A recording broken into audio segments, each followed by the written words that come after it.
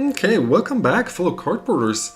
We're just gonna start with the video. More people might come and just join in later, that's fine. For people who watch later, there will be two separate videos, split into the normal classic bundle, and the second part will be the gift bundle. Both videos will be re-uploaded or edited and re-uploaded as a fully fledged Let's Get Crackin' video, but I thought it would be a nice thing to just share it with the channel, a little live stream to see also a little behind the scenes how I go about my editing and how I film stuff and how I, for example, pop this box here open and what happens after I do the knife thingy and pop the box open, because it doesn't just pop, but I obviously cut it open. This one is from Games Island, not a sponsor of this channel, but really nice. And then I have the stuff here. I'll take it off camera for a sec to see if there's no personal information in here, like a bill or something, billing address. So let's put this aside here. These are the two boxes that we talk about today. So I do a plop, and this is how the box pops open on this channel. Some editing magic here for you. So we got two boxes here which we're gonna open today in video number 1. So episode 64, we have the classical Avatar gift. The classic Avatar bundle, not gift bundle, and then the Commander's bundle is what it's called. So not a gift bundle, but a Commander's bundle, which is still a bundle, but has different contents and is a little more premium. I think I paid around 40 to 50 bucks for this one. I will show the prices on camera, and around 100 bucks for this one, maybe 90 or something. So I was able to get it early from Games Island. But it was a small window. It was sold out very quickly, and I was lucky enough to get one on my hands. So today's video will be this classic bundle, and tomorrow's video, or in 2 days after, will be the Commander's bundle that I will re-upload in a second video. So let's put this box to the side for now and open the classic bundle and see what the contents are of today. So it's time for us to look at the back before we open the box. So let's see what we have here. We have 9 play boosters. We also have a Momo friendly flyer as our promo. Apparently just this alternate art style card. We have a general bundle box that you always get with different art, obviously fitting to Avatar. Apparently some shiny white or see-through and red spin down counter, and some basic lands. Some are foil, some are non-foil, and then we get some regular basics and traditional foil basic lands. And without further ado, let's get cracking and see about its contents. So the seal is half broken. There we are. And wish me luck, as always on this channel. Do let me know in the comments, or in this case, since I am live right now on stream, let me know in chats if you think that we can beat the value of this bundle. There are some cool cards in the set. I'll show on screen here for a sec what we're looking for. Let's put it into the middle maybe. There you are. We have the One Shitong Librarian, which is like a bird spirit that draws a whole bunch of cards throughout turns. And we have a Badger Mole Cub, which also goes for around 20 bucks or so, which is also mythic. The next expensive rare is like a $5 Redirect Lightning. And then it goes down from there to like the next rare, which is like the Abandoned Air Temple.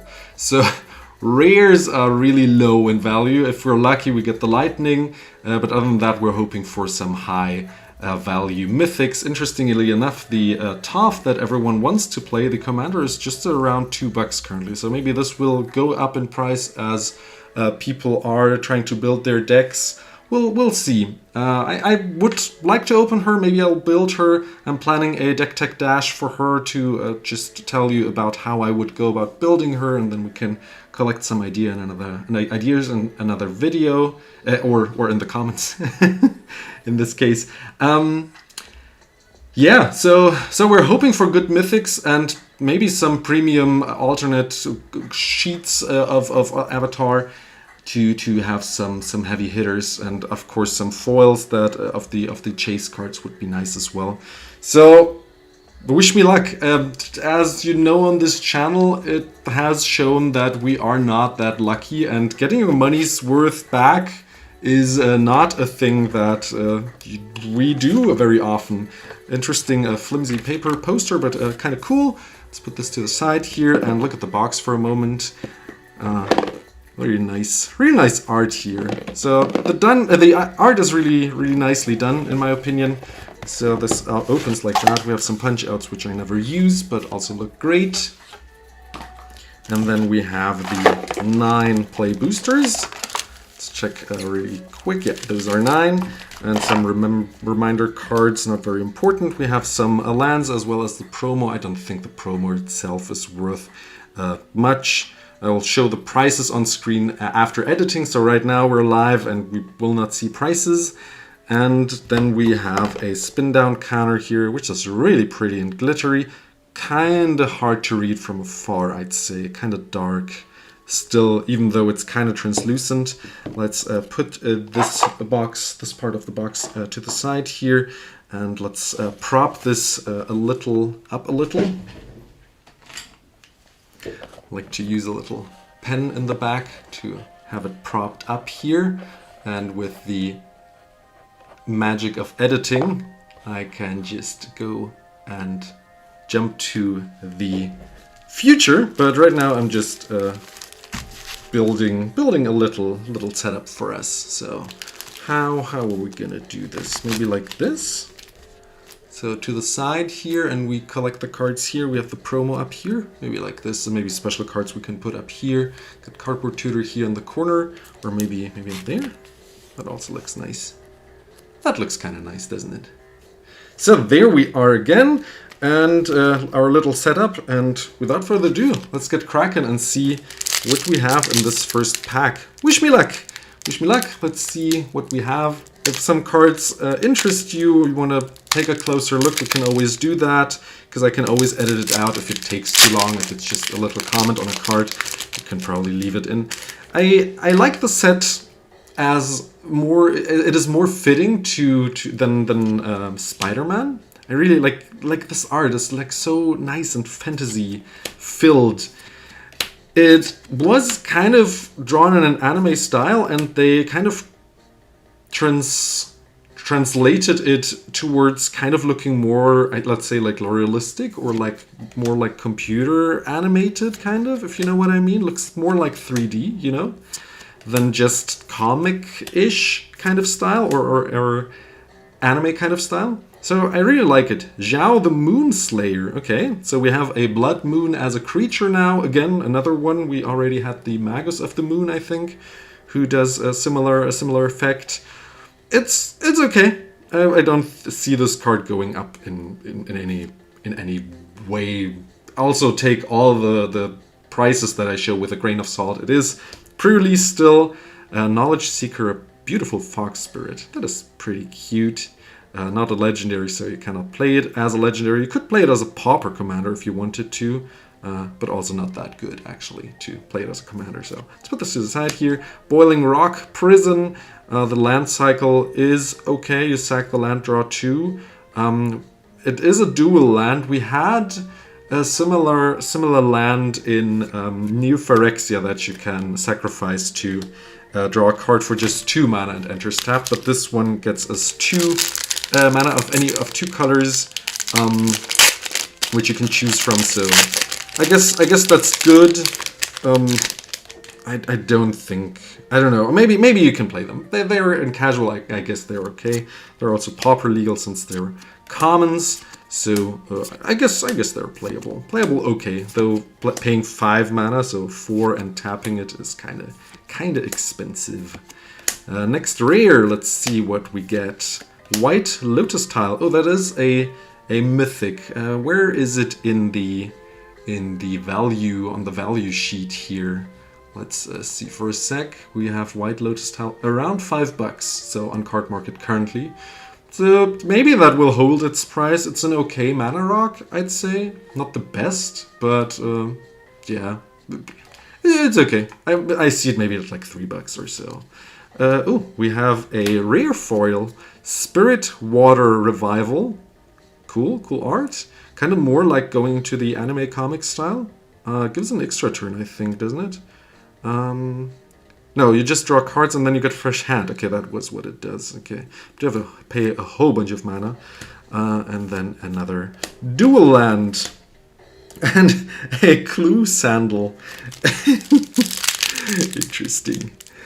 Yeah, so I like the set much better than the Spider-Man set. Really enjoy going back to like fantasy style kind of a set or crossover, though I'd still prefer not having them at all generally.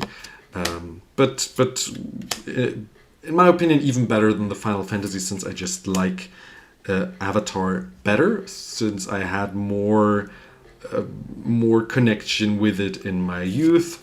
Oh, that looks cool. Combustion Technique. Full art lesson card here. But I watched let's say 10, 20 episodes of this TV show, Final Fantasy. I watched like an hour or two while looking over the shoulder of a friend. So don't have many connections to like Final Fantasy. Jasmine Dragon Tea Shop. Okay, so what does that do? You spend mana to cast ally spells, okay, and then it spits out an ally for 6 mana. I don't see this thing going anywhere. Not really good. Forecasting Fortune Teller creates a clue token. Why not? A island and a copy and a cute Spirit Wolf token. Pack number 4. Still haven't hit any big value cards. Like we had a $5 card or €5 card, so that was okay. But besides that, what is this? Why does this have googly eyes? Is that how they look in the TV show as well? That is so funny. Wait, who designed that? Oh, that is like, this is what I expect them to do to look like. Why is he googly?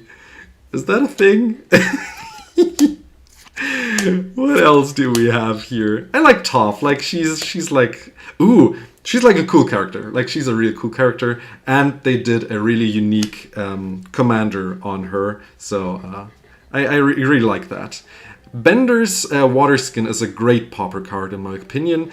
So it's a common pauper, right? You only can play pauper commons. And you have a 3 mana artifact that untaps during each other player's untap step. And it's similar to this bell that also untaps. I will show it on screen after editing. Which does similar things, but I think only taps for colorless. So this kind of power crept in my opinion. And this one gives you mana of any color. In any Spellslinger deck, this is a great addition in my opinion. And the more opponents you have, the better this card gets, right? More mana. Bitter Work, and we have Diligent Zookeeper. Each non-human creature you control gets +1/+1 for each of its creature types to a maximum of 10. Okay.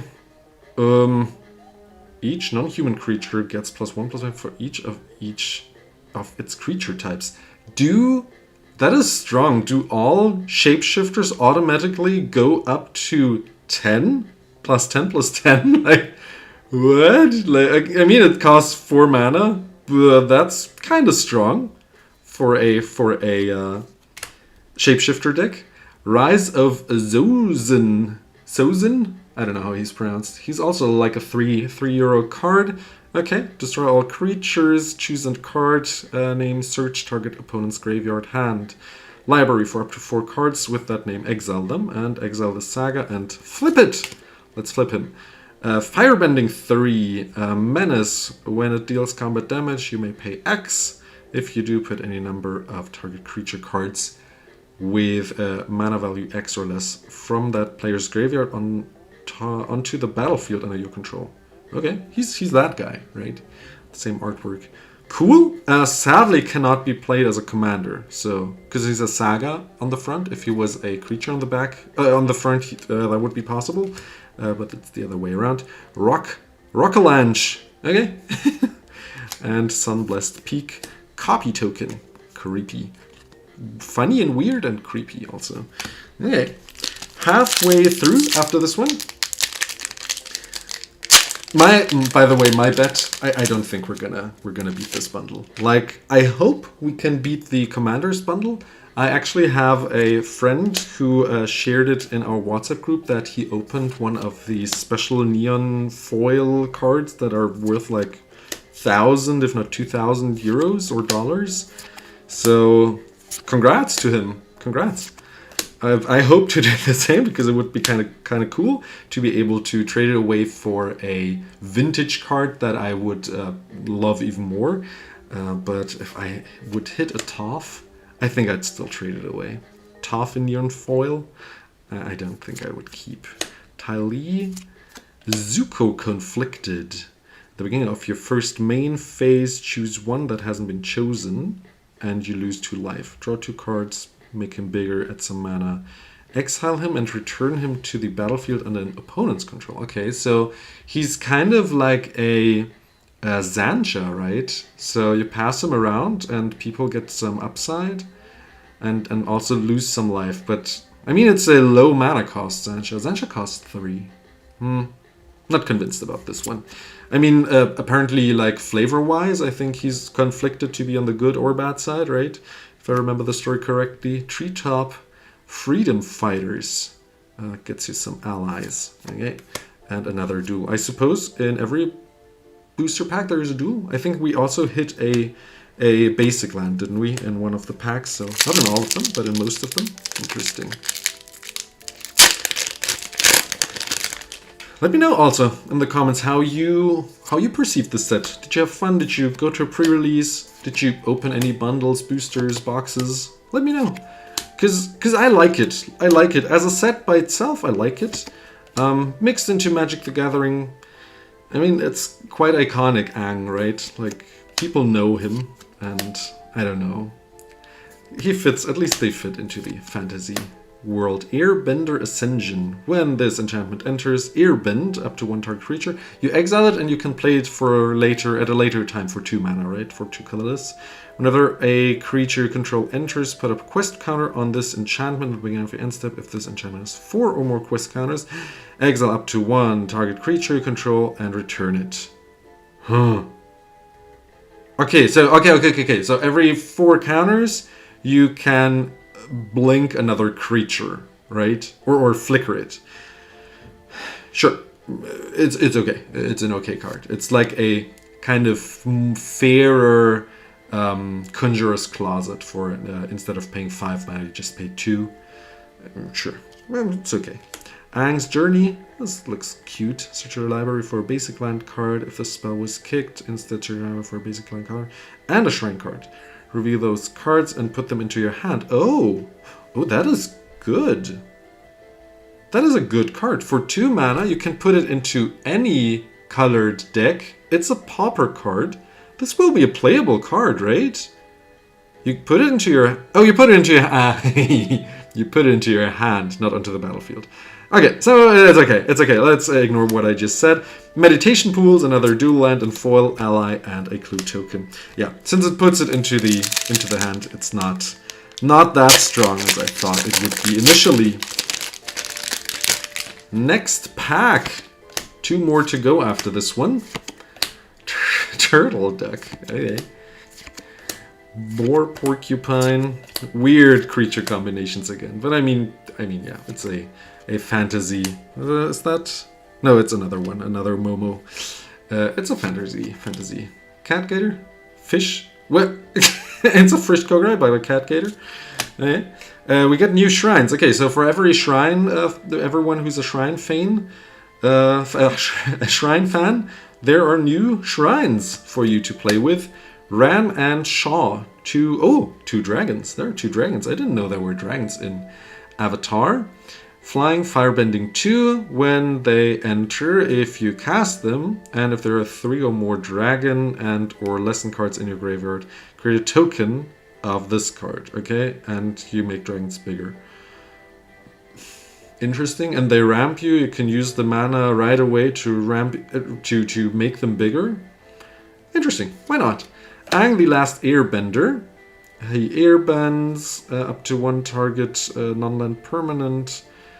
Cast the lesson against lifelink. Nah, sadly. I'm always looking for like inspiration to build a new Pauper commander deck with an uncommon legendary. This one will not be it, sadly. Ooh, that is pretty. And a copy and a spirit token. Last 2 packs. Let's see if our luck can be turned with a 1 Shi Tong Librarian. Let's see if we can do that with a good mythic card here. We only had Rabbit Kangaroo, okay, a kangaroo. We only had 1 mythic, didn't we? Oh no, we already hit 2 mythics, so maybe we're out of luck already, and that was it already. We'll see. We'll see in a sec. Can always hit a 3rd mythic. More, I think, would be unreasonable or impossible, kind of. United Front. Okay, we have a special art mythic. Create X allies and then put +1/+1 counter on each creature you control. It's a sorcery. It's sadly not an instant speed. United Front. Is that worth anything as a mythic? Let's check the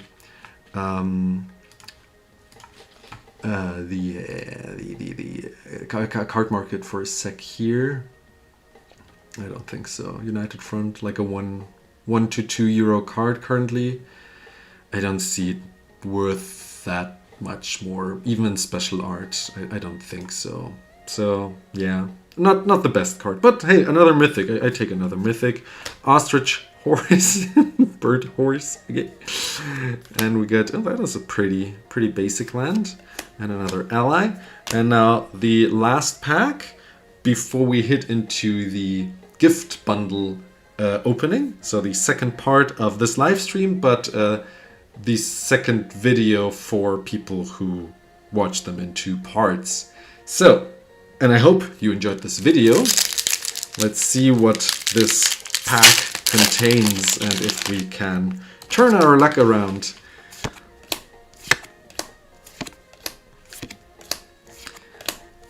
Go through all these comments. If you're interested in any of these comments, you can always pause the video. This one I find an interesting commander. Whenever another creature you control or a land you control is put into the graveyard, you can make a creature bigger, and black and green is like a big sacrifice shenanigans color combination, so that seems solid. And then you have all these fetch lands and lands from Capenna that sack themselves. Why not? Why not? Katara, Water Tribe's Hope. Vigilance, when she enters, create a ally, okay, and Waterbend X. While paying a Waterbend cost, you get tap artifacts, creatures, and each one. Okay, so you either just put some in some more mana, or tap artifacts or creatures. And creatures you control have base power XX until end of turn, and it cannot be 0, and only be activated during my turn. An okay card. And then we have Twin Blades as a foil. And now I do want to hear from you. Which of these cards did you enjoy? Did you open any of the Avatar bundles? Did you play a pre-release? Let me know in the comments below. And would love to hear from you what you think, what your thoughts are on the set. And I'll see you in the gift bundle opening, I hope. See you there, and bye-bye. And obviously don't go away. This was for me for editing, so I can edit it as a whole and don't have to say stuff from the off. Now, cool set. We didn't hit anything big. I think in the end this will be worth like $10 in total, and prices will come down. So yeah, it's kind of sad. Kind of sad how collector boosters have diluted the value of these bundles. Everything that is foil is also not worth much anymore.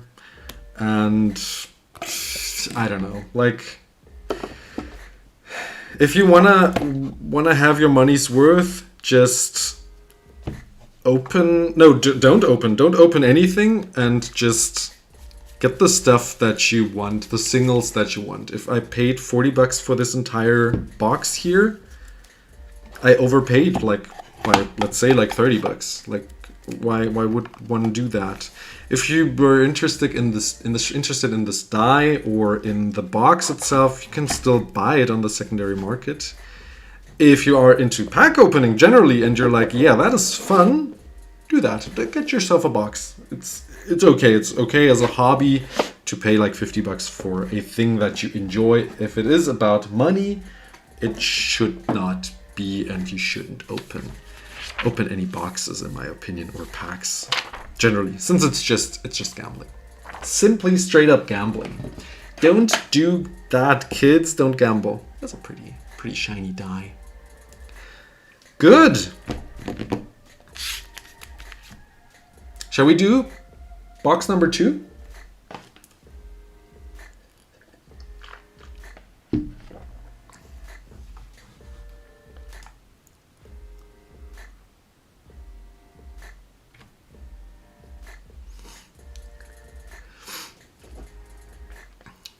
Gee, I'm so sorry. I forgot to read the chat because I thought I would look at participants if someone else would join, and I totally forgot to read your comments, Mad Butterfly. I'm so sorry. Yeah, so you were right. If you didn't think we would beat the value, we didn't. Kind of sad. Which intimidating soldier did you mean? Which soldier are we talking about? Oh, is it the googly eyes soldier that you're talking about? The googly soldier? Where was he? He looked so funny. Like, was this art done like on purpose to be that silly? If it was a normal 1/1 soldier, like I would play him in every deck. Like, that is such a funny googly eye soldier token. Very intimidating indeed. Okay, I have the chat open now. I will not forget. Was focusing on seeing if any other people joined in chat or on the stream. Good. I think I will reset here and welcome everyone to where do I want to go? Reset here again, and so I can edit better and don't have to cut anything out or talk from the off. So I will do as if this video just started. If people just joined the stream, welcome. And let's open the gift bundle. Or get the gift bundle in here and look what the contents are. Welcome back, fellow cardboarders, to another bundle opening, or in this case, a commander's bundle.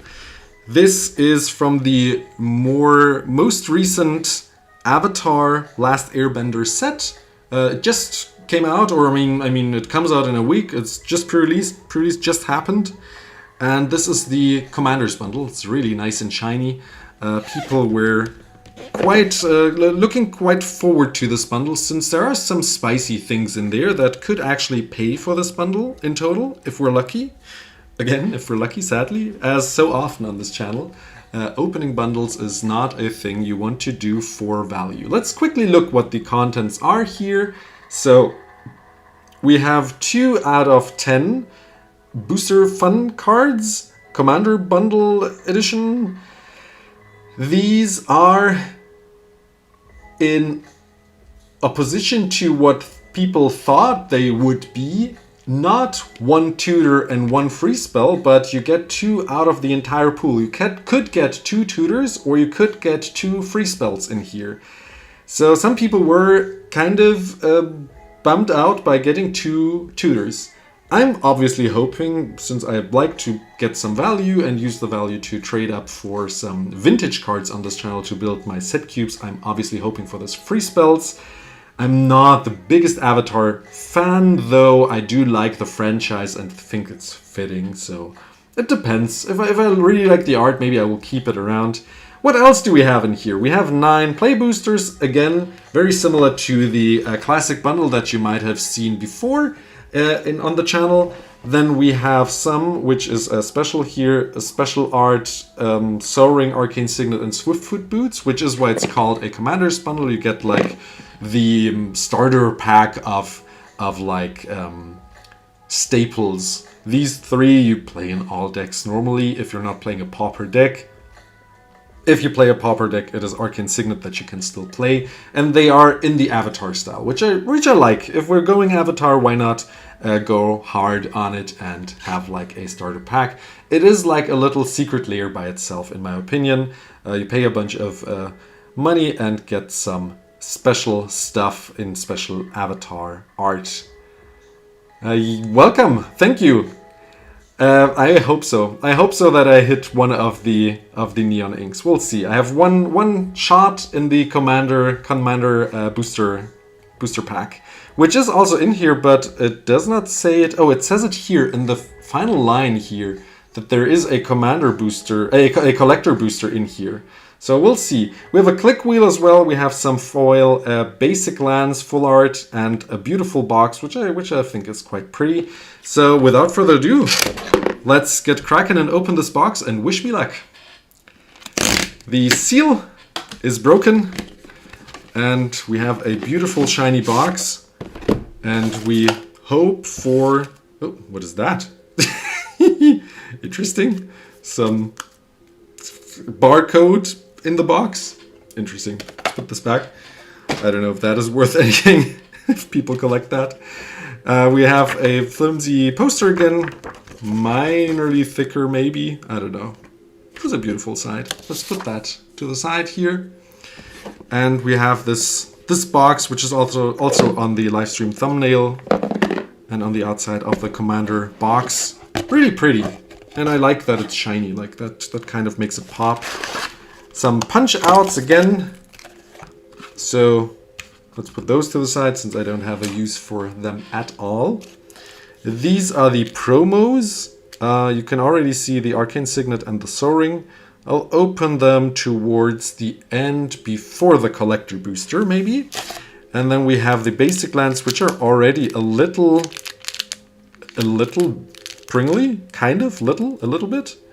I will leave them in here since I don't have a use for them currently. If I ever build a Avatar deck, I might get them out of here.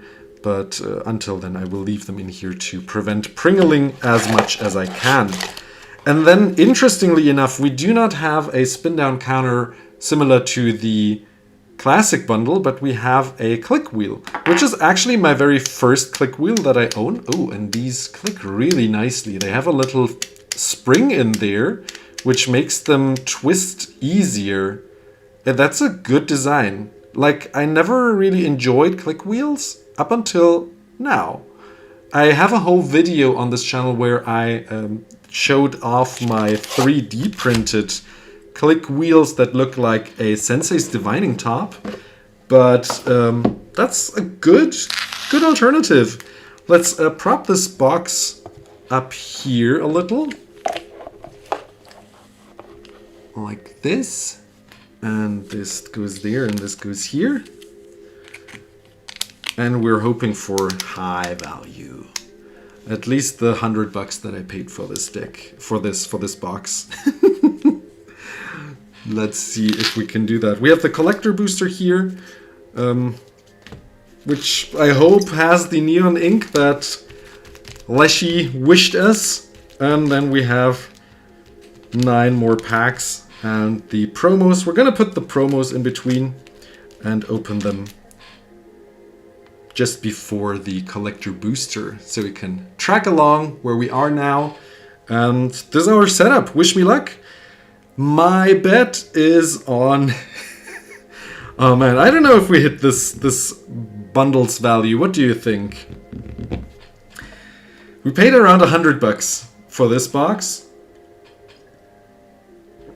You can have some big hits in this little booster here with the avatar promos. There are like these 2 or 3 free spells which are really good. The Deflecting Swat and the Fierce Guardianship. Deadly Rollick I think is also just around 20 bucks still. So there are 3 really good hits. And then there are some of the tutors I think that are still around 20 bucks. I don't know. I haven't checked. So there's some good value in here. So, and then there's still this wild card of me hitting a neon ink. We'll see. So let's stay positive this time. And let's say I beat the value of this bundle. Let's see if I'm wrong. And if we continue our curse. But I wish that we don't. Without further ado, let's get cracking and open the first pack. Let's see if we can beat the value of the classic bundle, which I think won't be too hard if you haven't watched the video yet, or in this case if you're watching the live stream, haven't watched the live stream part of me opening the classic bundle, then you should watch that as well. I have the fear that the next card is the rare. So let's do this. Gee, what happened here? And put the foil here and the rare here. If there's a second rare, oh man, I don't know. This is crazy. Let's go like this. Let's open them like this. So this is how we go. Interesting. So since these packs, these bundles are produced in America, the order is different. I don't know why. The card stock quality is also different. The cards are a little shinier, which is interesting. So now we have to go from the back through the pack if we want to have the special cards in the last spot. Sokka Bold Boomeranger for 2. You got a 1/1. When he enters, discard up to 2 cards, then draw that many cards. When he enters, okay. Whenever you cast an artifact or lesson, you make him bigger. I'm not convinced that this is a good card. Not very special. Let's see. Ooh, Zuko Conflicted again. Second one. We had one in the classical bundle. And then we had the rare that the foil that we saw earlier. Let's put a rare pile here and the foil pile here. And let's hit into booster number 2. Let's open them from the back again, so we don't get spoiled on cards or foils or I don't know, whatever we might open here. Let's do it like this. This was a good way to open them. Weird, really weird. I don't know why they don't have this, like why it's not standard for the order of the cards in a booster pack to be the same. I wonder why that is. Like, why does that need to be a thing? The last Agni Kai. Target creature you control fights target creature an opponent controls. That's a green effect. Interesting that we get this in red now. If the creature the opponent controls is dealt excess damage, you add red mana. Okay. And mana does not go lost throughout step changes, phase ends. We have a Dai Li Indoctrination as our foil here. There are also a little bend, if you can see that. Like, look at this, look at this. Like, they don't lie flat. Focus, focus, focus. There we are. They don't lie flat on each other. Like, already out of the pack. So I understand. Oh, okay. We have those again. Filler cards. Double-sided. Oh, it's for double-sided cards, right? Interesting. I understand why Americans kind of are saying that their card quality is not the best. So this is why they get pringly cards out of the pack. And you saw this pack, which is already quite pringly. And then we have cards that are produced in Belgium. There's a token, by the way. We don't need to have this at the end.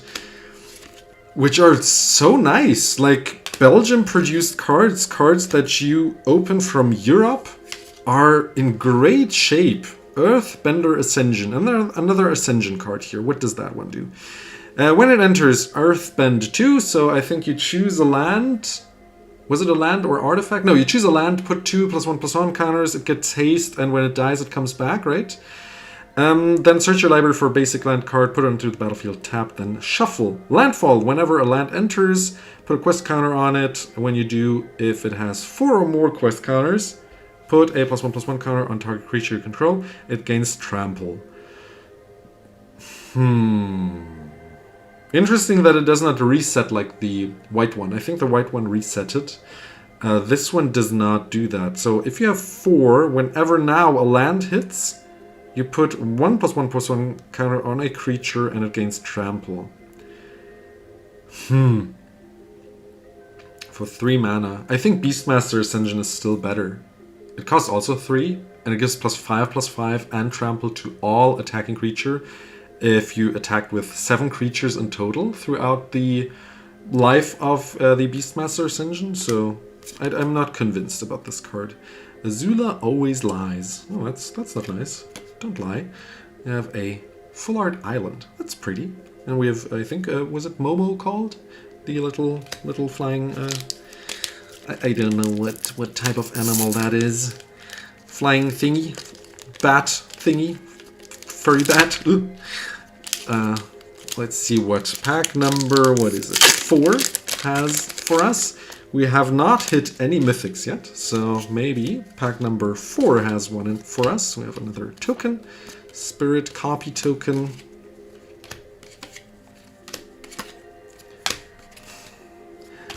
I think I like this set. Like, what I like about fantasy universes beyond sets is if Avatar didn't exist, the franchise, and they did like a set called Avatar The Last Airbender, you would be okay with it being a in Magic universe set because Magic invented Avatar, you know? Like, I like that this looks like it looks. And then you have Spider-Man, and if the Spider-Man universe didn't exist and Magic invented Spider-Man, it would be weird. Like, why is there New York in there, and why do we have hot dogs now, you know? I think it should be more thought through which universes beyond you get. Azula, Cunning Usurper, Firebending 2, interesting. As a blue-black creature, you have Firebending. Okay. Is that just in the reminder text, the Firebending? Whenever this creature attacks, add red. This is just in the reminder text. So this is not a Grixis commander. This is a blue and black commander, right? Interesting. So when she enters, target opponent exiles a non-token creature they control. Then they exile a non-land card from the graveyard. During your turn, you may cast cards exiled with her, and you may cast them as though they had flash. Mana of any type could be spent. Okay, you attack with her, you get 2 mana, and then you can cast stuff with the red mana that you just created to cast stuff that you exiled earlier. Okay. Interesting. Not too strong in my opinion with 5 mana. I mean, you know, like a 5 mana commander has to do quite more, in my opinion, to be interesting or special. Flexible Waterbender as a foil, and a Kyoshi Village. Next pack. We are halfway through, after this one. Still haven't hit a mythic, though we hit a nice full art. Rare. Ooh, a bear token. That looks cute and kind of weird, because it has a hat. I don't know why bears need hats. Abandoned Attachments, Fire Nation Cadets. You know, like these all look like they could exist in the Magic universe, right? Fire Nation Warship. He looks funny. Funny face. I don't know who this character is, like, but he looks kind of crazy. Heartless Act. Was Heartless Act always an uncommon? Yeah, I think in Ikoria. They reprinted it. Oh, that's kind of sad. They put a muzzle on him. Oh. There's Azula again, so we have her twice now with a reminder text. Okay. Sure. Another mythic, maybe? Nope. Waterbending lesson. And Sunblessed Peak. Pack number... I lost count. 6. Number 6. I can math. We have not hit any value, in my opinion. Like, maybe there were... Like, it's still pre-release, obviously. Take every card with a grain of salt. But even if we hit, like, 1 or 2... €1, €2 cards...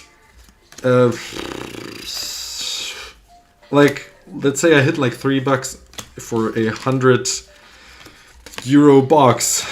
Gee. Why was I so positive? let's stay positive. Earthen Ally. This creature gets +1/+0 for each color among allies you control, and then you pay a whole bunch of mana and Earthbend 5.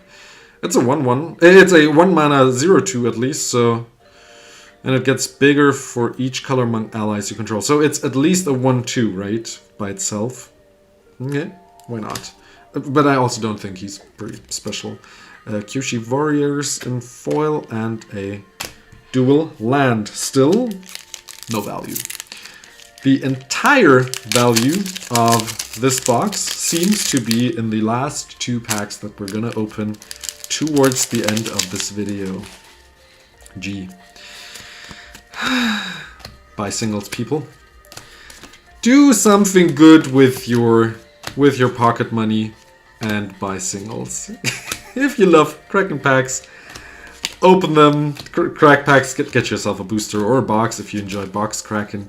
But if you only do it for the value, another one of these. This is the second floor that we have of this one now.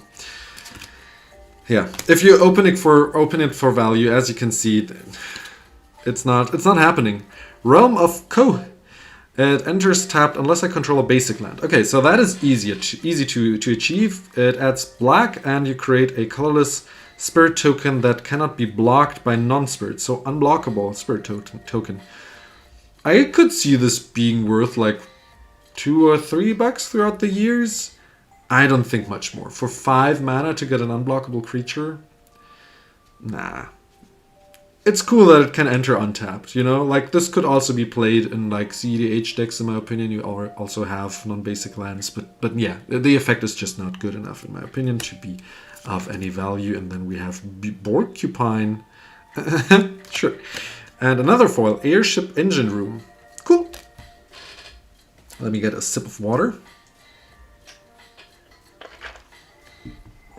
Something that will obviously be edited out after the live stream. But here we are together and chill a little and have a nice discussion in the chat. Whew. 2 more play booster packs. Let's see what we can get in this one.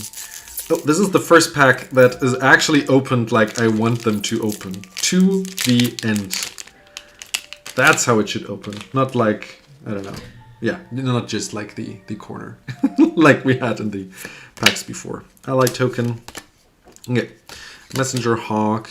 You can pause the video if you're interested in any comments, obviously. But we're here to see if we can beat the value of the bundle, if the bundle is worth it for you, if you should pay the, what are they paying today? 130, 140 shipped for such a box? I don't know. I wouldn't pay more than 130 currently. I don't know. I don't feel great. Oh, that's a mythic. Interesting. Noxious Gear Hulk. Okay.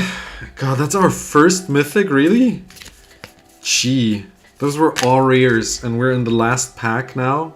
I mean, this one is the last pack, the last normal pack. Noxious Gear Hulk. And they just took out a frame of the movie and just slapped it onto a card. Great, great, great job. Yeah.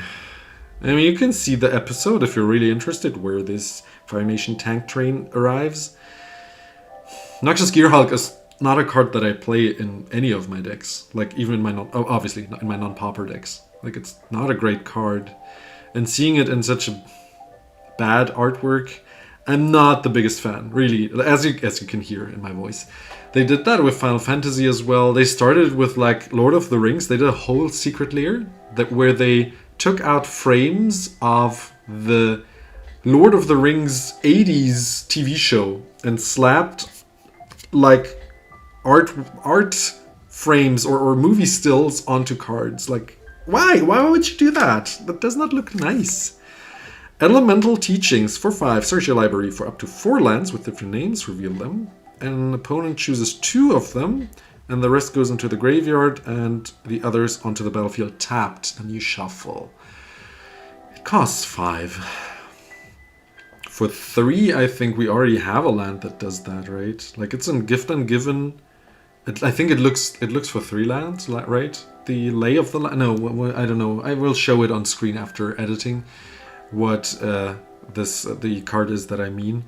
But I think it looks for 3 and you get 1. This one gets you 4 cards and you get 2. I don't think it's worth the 5 mana. You could get a Gaia's Cradle, but you will not get it onto the battlefield.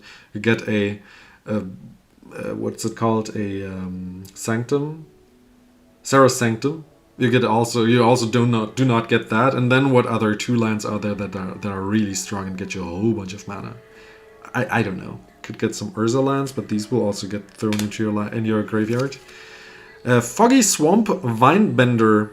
This creature can be blocked by creatures with power 2 or less, and it water bends to put a +1/+1 card on a creature. Sorcery Speed. Ugh, there it goes. Misty Palm Oasis. Last pack before we look if we can open any value in this bundle. If we open a Neon Ink like Leshy blessed us in chat, then then everything is saved. Like, but still I wouldn't. There's another googly eye soldier. Then I still would not recommend opening any of these boxes just for value, obviously. What I think is interesting is that I saw a Facebook post that someone opened like 32 or so Commander boxes and opened 3 of these Neon Inks. So every 10 boxes you get 1 on average. We also haven't opened Toph, so I'm hoping if I get a Neon Ink, I get Toph as the Metal Bender. So every 10 boxes, every 10 you get 1 Neon Ink. That means like every 120 booster packs, Commander booster packs, collector booster packs, you get 1. Or, I mean, every 120 of these boxes you get 1. So it's less than 1% to get one of the Neon Ink. Join the Dance. It's a mythic. Create 2 humans and has flashback. That is not a mythic. What? What is this? This is a mythic? What? I don't know what just happened. And also again, movie still, like, it's so pixelated. Nope, still not a fan. We did not get a normal mythic in this box here. Interesting. Not yet. Boiling Rock Rioter. Firebending 1 for 3/3. Tap an untapped ally you control. Exile target card from a graveyard. So some removal, and whenever this creature attacks, you may cast an ally spell from among the cards you own exiled with this creature. Okay, so you exile allies from your grave to recast them. Nah, nope, not really playable. I mean, if allies ever become a big thing, sure, but I doubt it. No mythics. No mythics. Welcome! Welcome, hello. We are almost through our... what's it called? Through our Commander Bundle. We're almost through our Commander Bundle, and we have those 2 packs left. We're gonna look at the promos now, and we're hoping for some free spells. These are the rares that this bundle has blessed us with currently, and it was not great. So I hope to be compensated with the last 2 packs. Wish me luck. Wish me luck. The 3 promos, so the Commander staples are always in there. They are all non-foil as far as I know. And I do not know how to open this.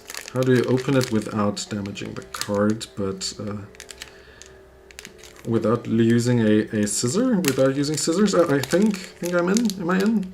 Kind of. Yeah. Oh, okay. Kind of. So, wish me luck. Wish me luck on this pack, because this could compensate us for the entire loss that we had here in this box. So, we have a arcane signet with questionable artwork. I've heard they are like some toys that the avatars plays with or played with, but in my opinion, like it kind of doesn't look too cool. In my opinion, if you're a really big Avatar fan, sure, but I don't like it that much.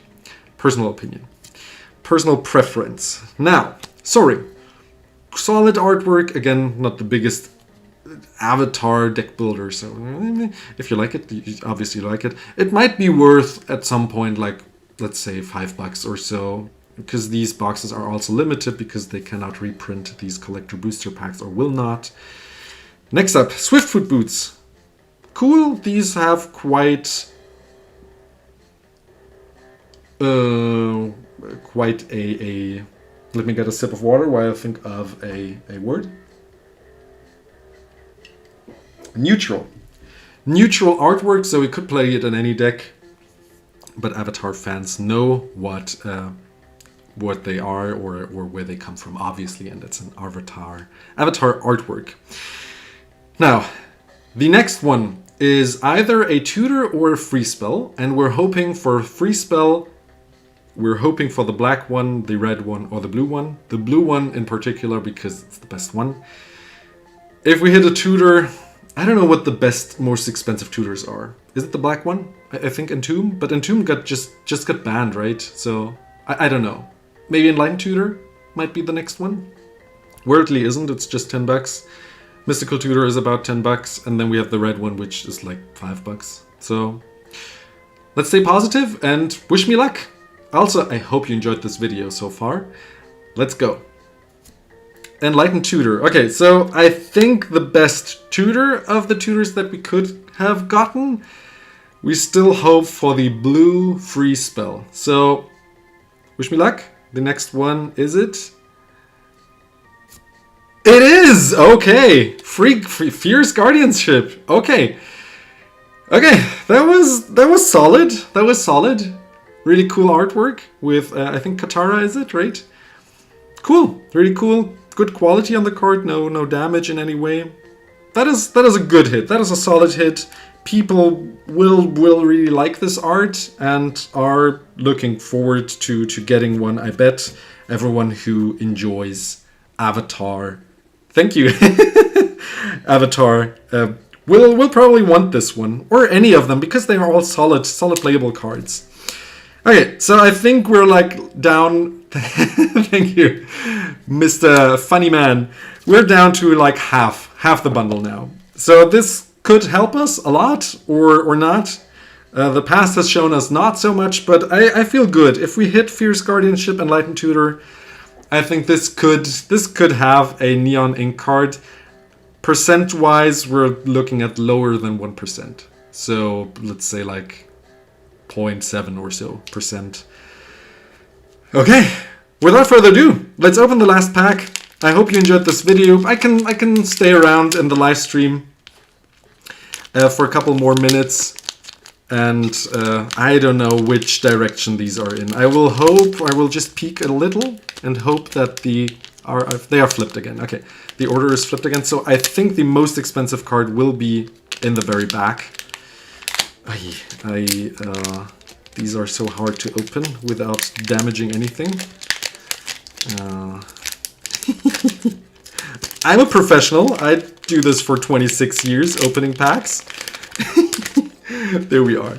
Okay, so wish me luck. I don't know what the order is. If this is the Neon Ink, I will be happy. I think they are in the very back. So let's flip this one open. This should be a common. Let's go. Okay, it is a common. It is a foil common. You only get foils in this pack. And I think towards the end there is 1 or 2 non-foil full art cards similar probably to these ones here. So let's see what we get. Let's go through the foils since these are just commons. Now we are at the uncommons. Let's see what we get. Master Piando Dao. Sorry for mispronouncing names now. Daily Agents. I will butcher a whole bunch of names. Thriving Heath. Oh, they reprinted those. Really nice. I think these are in the Jumpstart, right? They did some Jumpstart reprints in these packs. I think. I think only in the collectors, right? This is why this symbol is different. Purple Pentapus. And then we have a Frantic Confrontation. Another of these Jumpstarts. Okay, so interesting. It's interesting because not only can you get these Jumpstart cards in the Jumpstart packs, but also in the Commander booster. Okay, I think we might be at the rears now. Let's see. Okay, first rear. Suki, Courageous Rescuer. For 3, you get a 2/4. Other creatures you control get +1/+0. Whenever another permanent you control leaves the battlefield during your turn, create a 1/1 ally token. And this triggers once each turn. Okay. It's okay. Let's put this to a rare pile. Next up. Ooh. Fire Nation Occupation. Another... Oh, that rhymes. That's funny. Nation Occupation. Okay, when this enters, create a 2/2 red Googly Eyes token with Firebending 1. And whenever you cast a spell during an opponent's turn, you create another Googly Eye. Okay. Interesting. So we have black Spellslinger. I have a black Spellslinger deck on my YouTube channel. So interesting. That could be included in there. Do correct me if I'm wrong. I think Firebending is only a reminder text. So the red mana symbol does not apply to the color identity. So these you could play in a mono black deck or any non-red still black deck that has black and some other colors. So that's interesting. Next up, Appa Steadfast Guardian, another mythic, okay? After we haven't hit any mythics in here. For 4, you get the Bison Ally Flash Flag when he enters airbend any number of creatures. Airbending was you can pay 2 to play them again, if I recall that correctly. And whenever you cast a spell from exile, you create a 1/1 ally creature token. Interesting, but I still think that Abdel Adrian is stronger. It is Appa. That is correct. Chat is correct. This is Appa. He is cool. But stronger is still Abdel Adrian as a pauper, mono-white Commander Blink deck that draws a whole bunch of cards. This guy cannot do that. I'm really sorry. You could play Abdel Adrian in this deck, probably.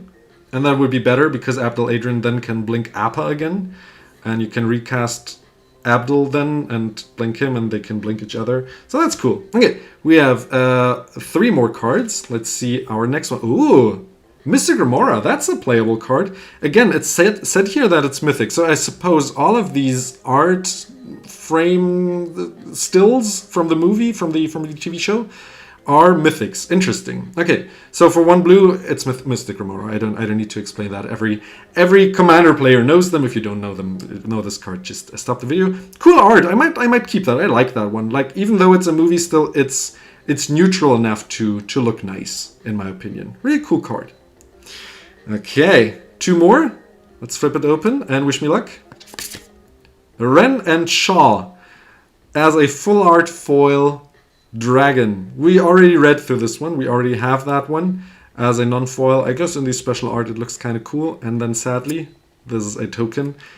And we end the video without a neon ink, which was to be expected, right? Like, we knew that wouldn't happen. I don't think we hit the value of this bundle. We have Fierce Guardianship, which saved a lot, even though the entire rest of the bundle was kind of a bummer. I don't know what the special art, full art foil of Ren and Shaw is worth. It's a solid dragon, but not the best, in my opinion. And then we have the Mystic Remora, which really looks cool. Like, this is a card that I will keep and put into decks in my I think it is neutral enough to be put into any blue decks. Sadly, it is a pauper card, but a banned and pauper commander, so we'll not be able to put it there. I will see what I do with the Fierce Guardianship. I was thinking about trading it away, but it does look really cool. Maybe I keep it. I'll see. We'll see. These are not in foil, sadly. If they existed in foil, that would be much cooler. We have Appa here. Who's cool? Who's really cool? We like Appa. Fluffy Bison and the Fire Nation occupation. And Suki. Now, I will not end this video here. I will stay here, but I will say the end stuff for the video when I'm done with for the editing part. So I hope you enjoyed this video. Let me know in the comments if you opened any Avatar product, if you opened this Commander bundle. Let me know in the comments below and share your open experience. Was it better or worse than my opening?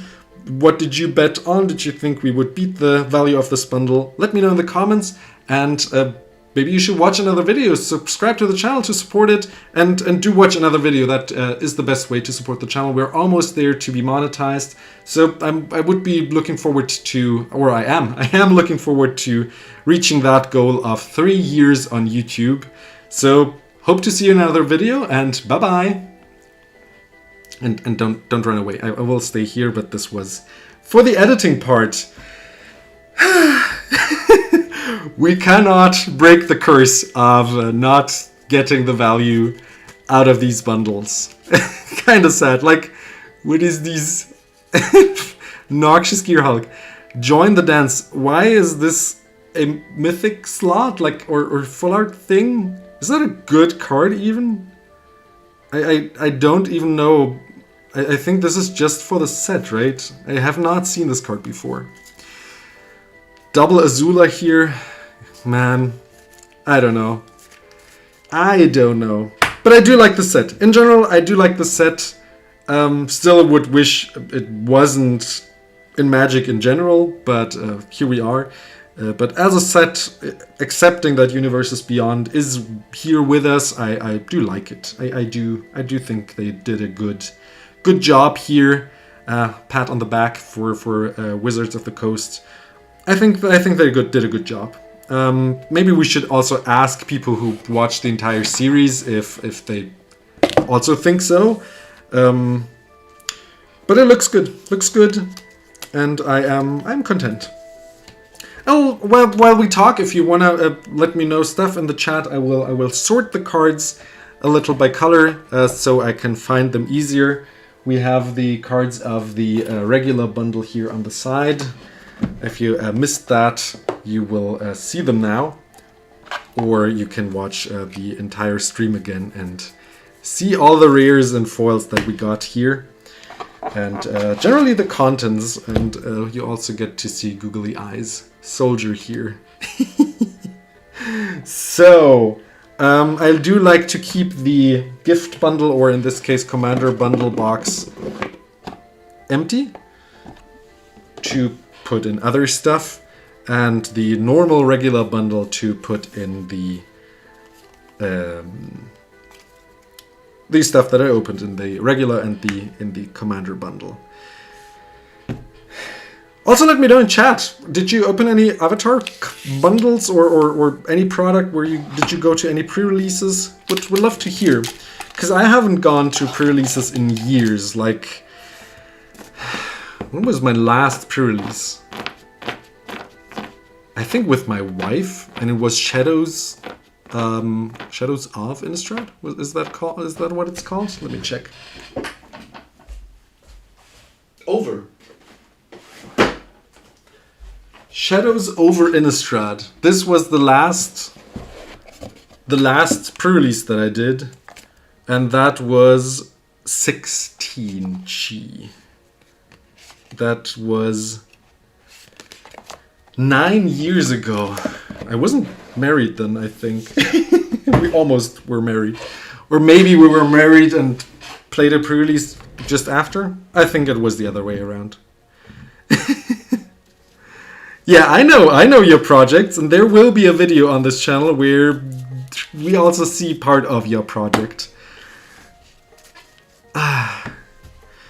As you can see, as I said on this video, oh, that's interesting. Look how different the Belgium cards and the American cards are. They are darker on the side. Interesting.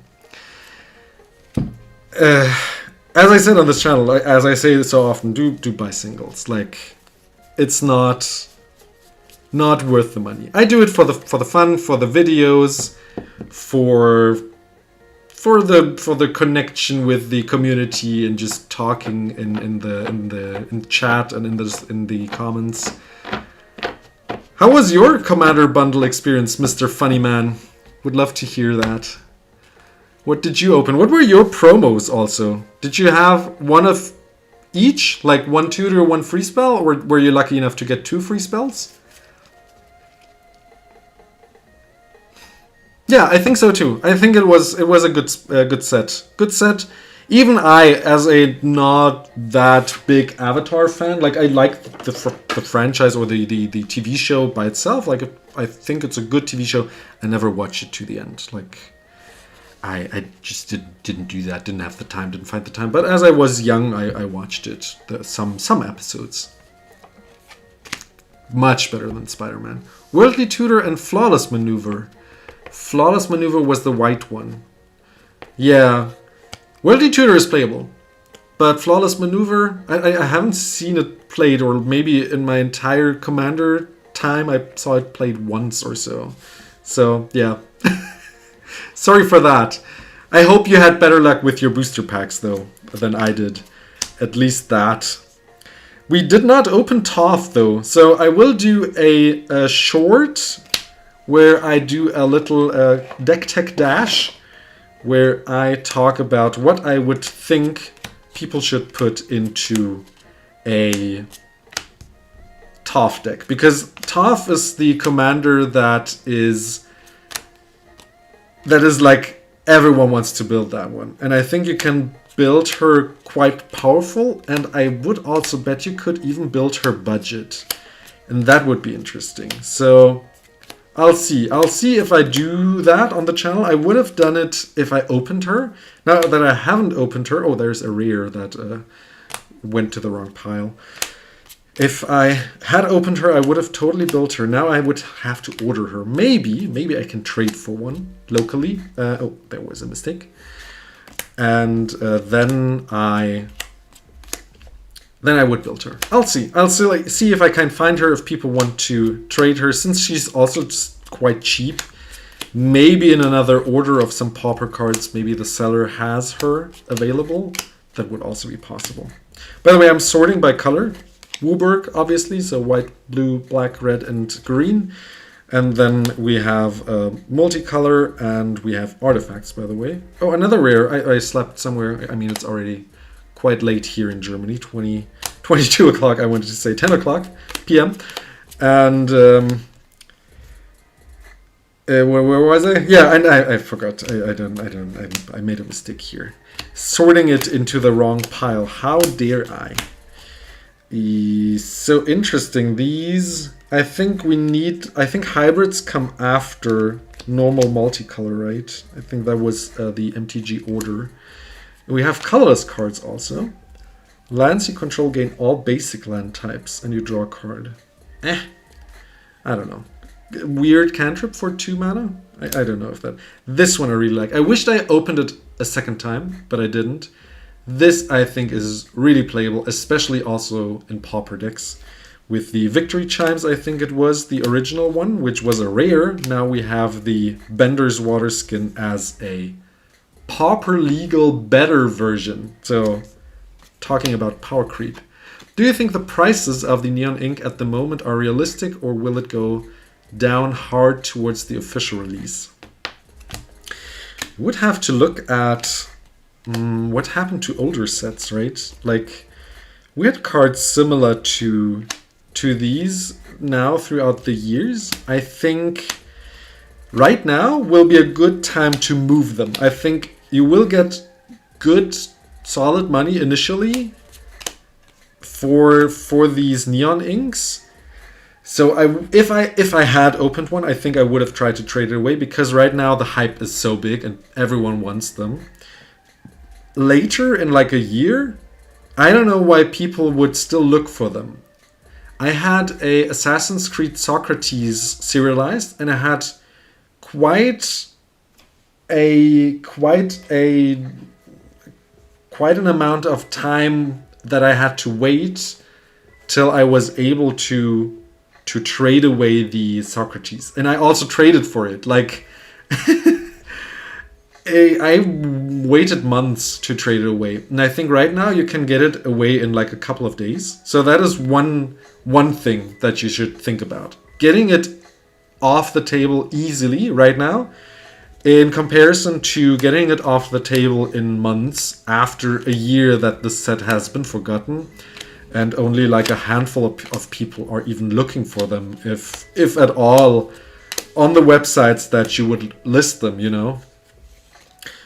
Normally you would also like to move them probably privately on like Facebook or Discords or something, and then the number of people who see them is also less, right? So if you go on the open market and try to sell them to traders or bigger LGSs or eBay or so, you would have probably to pay some fees or have some loss in the sense of that you don't get the full worth that this card is currently worth. So, but the question actually is it worth it more now or is it worth it more later, right? And that's hard to answer. Looking at Lord of the Rings, for example, I would say, compared to that, wait, right? We had these serialized, weird, special frame holiday version cards no one liked. And suddenly a year later, people are going crazy for these. Question is, how much is the Avatar franchise liked? How much money does the Avatar franchise people have? Are they willing to pay more than they paid now a year ago in the sense of if we look from the future to the past? Yeah, compared to others, compared to the Spider-Man Soulstone, is it going up or down?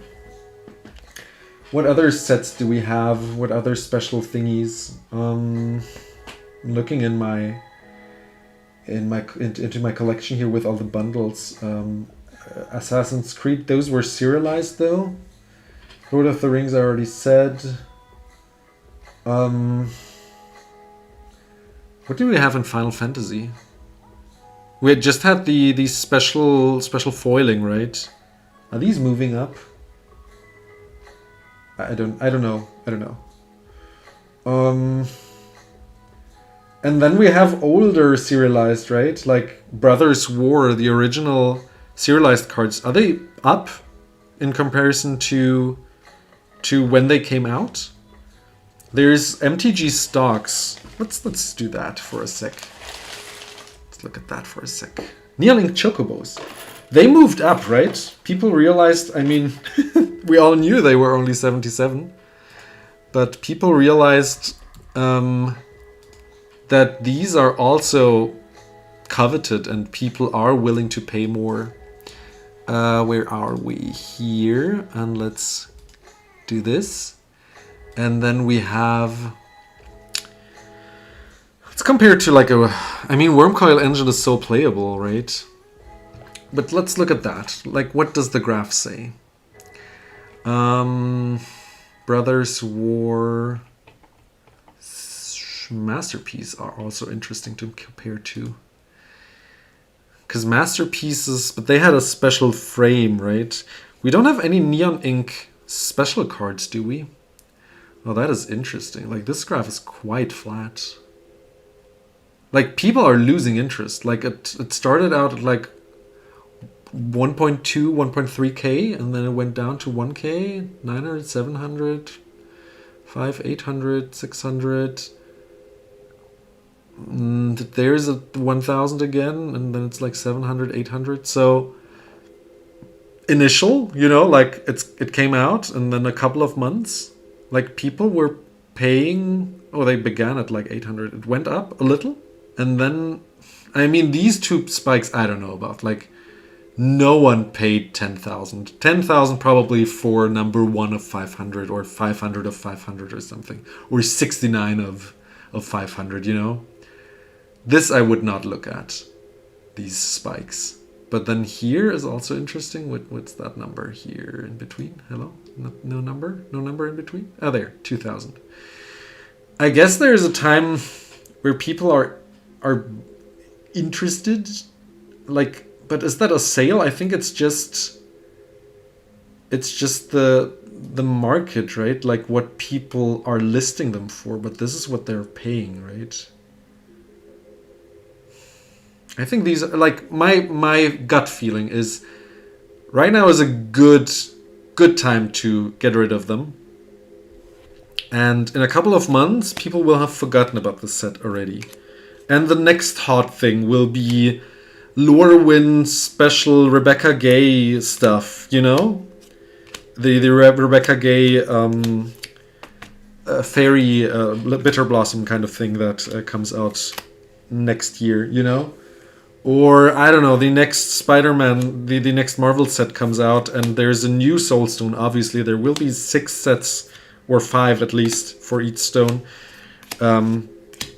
For Marvel. And then people will come back to Spider-Man. But why should people go back to Avatar, you know?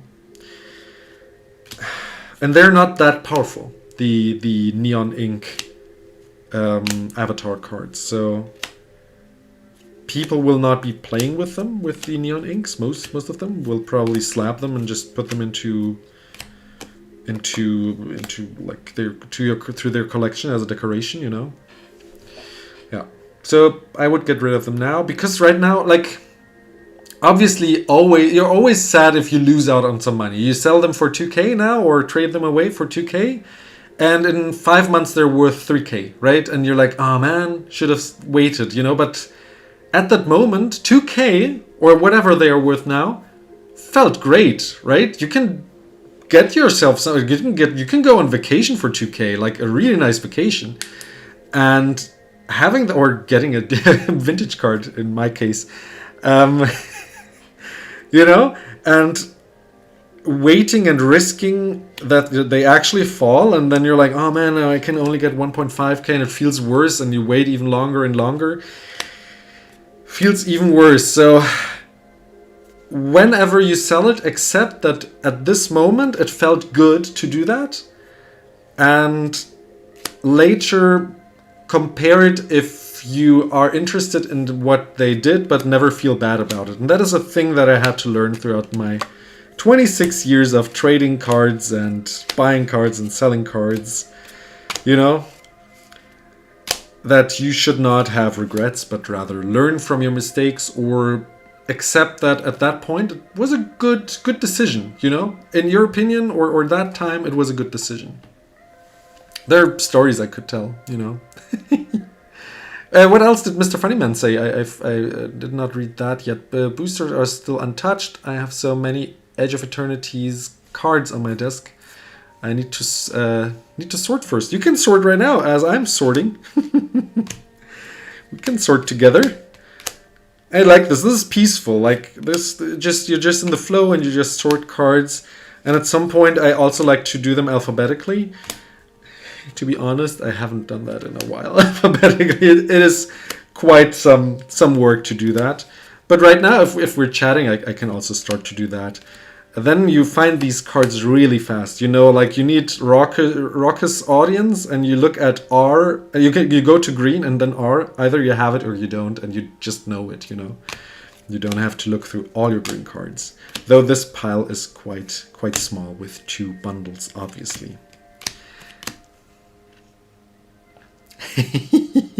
I mean, for you, it would be to sell the Neon Ink card if you had one, and then get some nice cards that you would enjoy in your commander decks. And why not have that now rather than later? And all your fancy cards in your collection could also still go up, right? At some point, if you get some old foils and stuff, you know, that's also a possibility. So why not, you know? That would be my opinion. As I said earlier in this video, in this live stream, I have a friend who opened one Neon Ink card, the blue one, the Katara, I think. And in my opinion, he should get rid of it. Like, why keep it, you know? He doesn't need it. If he needs it, if he plays it, why not keep it, of course. But if he doesn't need it, why not get rid of it, you know? Right now. Get the stuff that you actually want And for 2k, you can get, I don't know, a whole bunch of bundles or commander bundles or board cards that you actually want. So these are sorted alphabetically or by number, obviously, and I go by alphabet. So these go here. Let's go a little to the side so you see how the box fills up. There it goes. So actually I need some space here, so let's pile these up a little. Like so.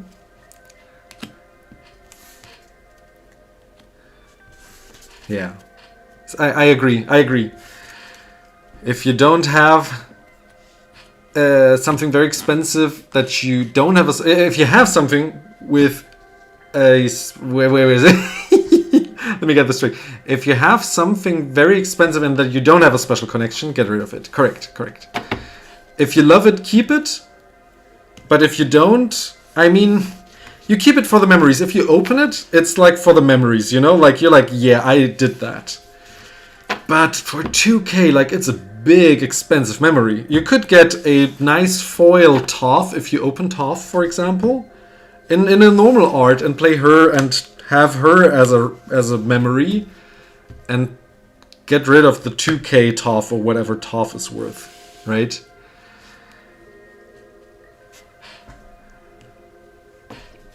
Yeah, I agree. 2k is a lot of money to invest in a hobby, and we invest as a Magic player. We all invest way too much money into our hobby.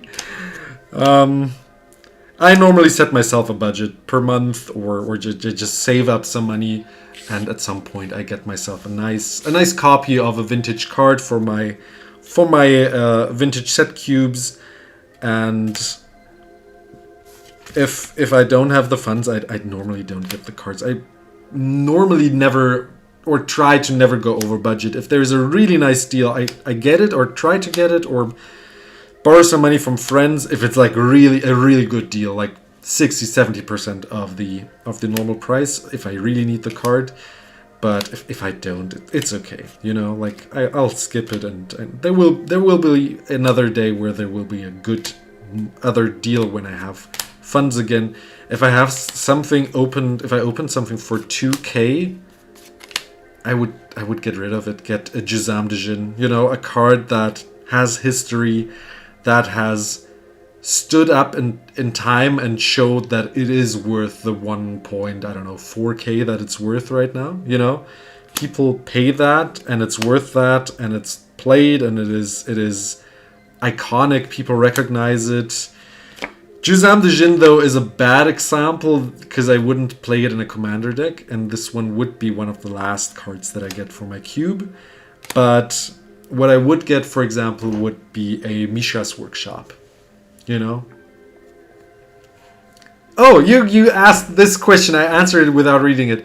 If I had 2k right now, where would I invest it? In a Mishra's Workshop. That would be the next card that I would get for my cube, and I would already have a deck ready to also be played in. This card to be played in the downtime that I don't play my Antiquities set cube.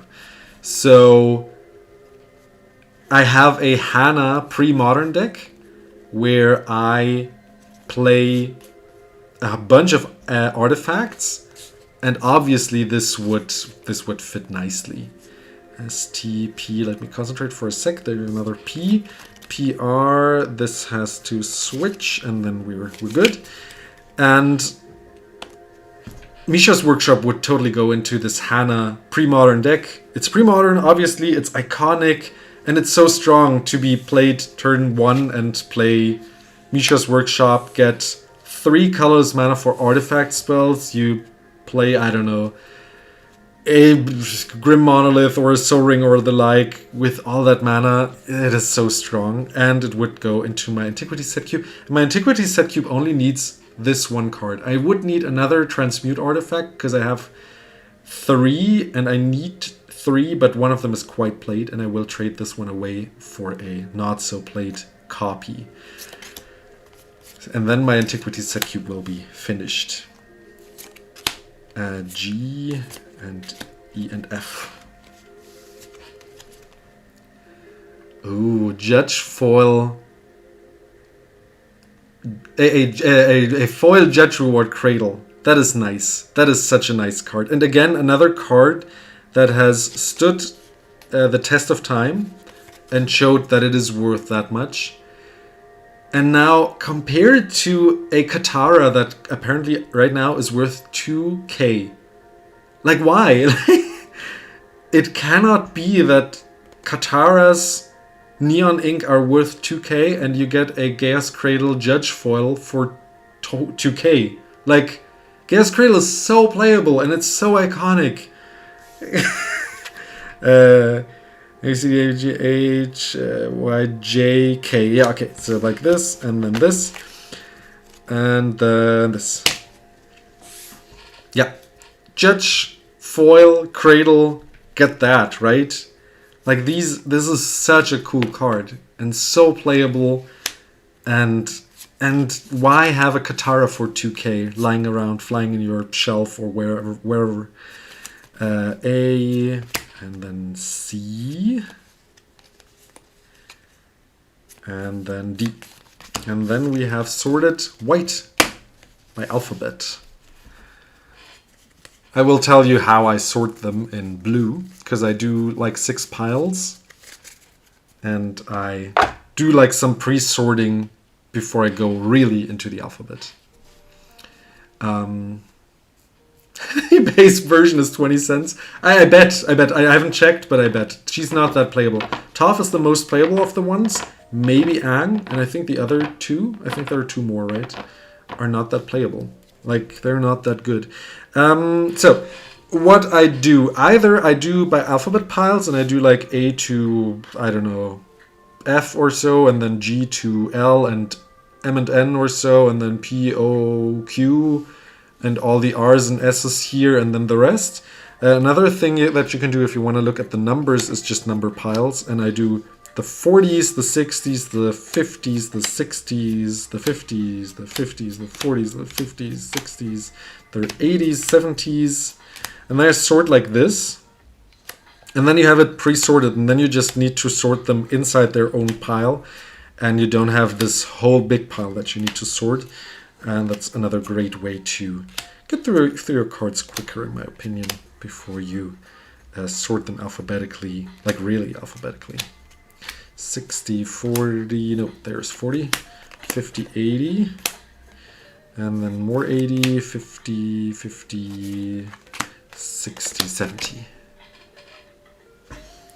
And then we go backwards to just pile them up. 80s, 70s is just this one, then we have, that is a silly serpent. Looks cute. If there are 3 or more lesson cards, you may cast this spell as though it had flash. Costs 1 less for each non-creature, non-land card in your graveyard. Solid. Not that bad. These look quite similar. 62, 3, 66, 67, and 70. There we are.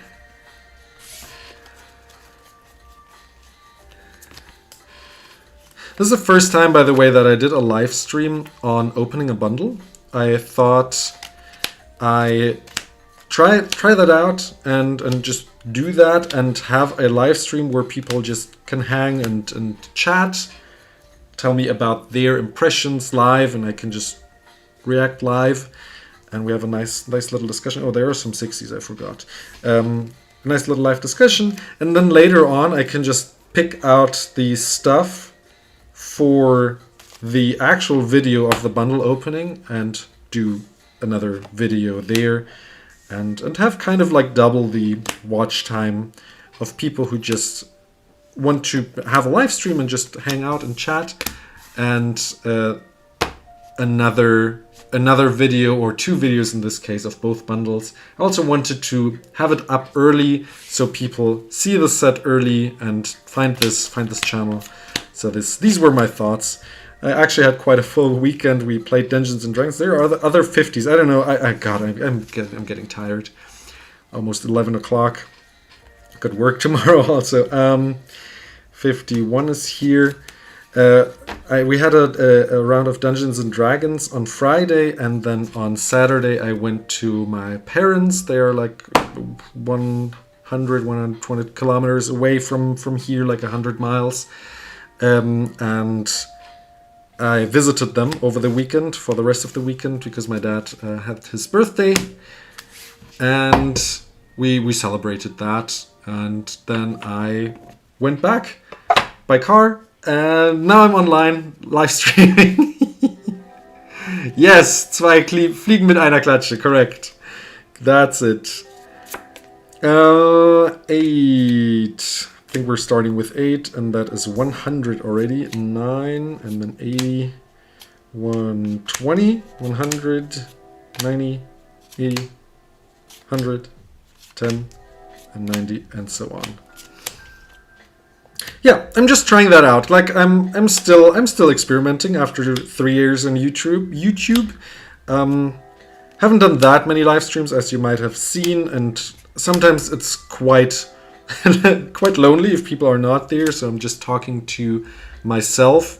But it's nice that some people are here and talk, and sometimes people are there and talk, and I can just have some reactions also than just talking to the camera. But then again, I thought, there is no real difference to me talking to myself without being live, or being live talking to myself and doing a video for later. So I thought, well, why not just give it a try, you know? And then we have the 2 Fliegen mit einer Klappe, the 2 flies with 1 hit, as the German saying. Like this. And then sorting by number, this is the 10, 13, 18, 19. Haven't sorted a set by number in quite a while. So that's nice to have that now with this set, which is, as I said, quite a nice set. I find it quite nice to have that.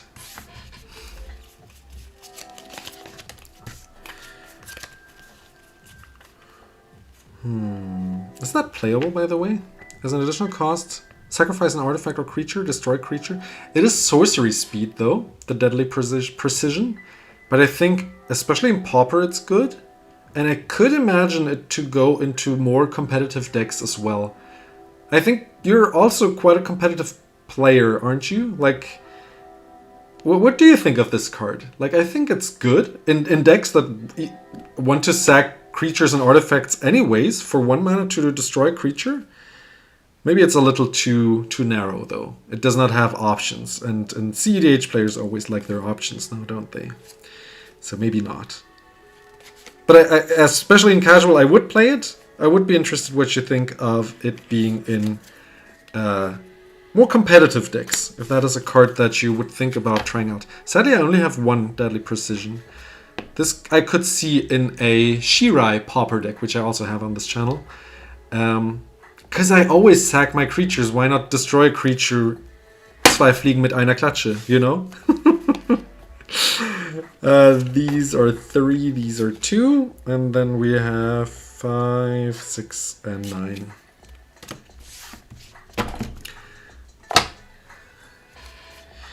Next piles, we have the 40s, the 50s, the 20s, the 30s, the 40s, the 30s, 20s, yeah, 30, 50, 20, 30, 40, 40, 30, 50, 60, we also have 60s, 40s, 50s, 40s.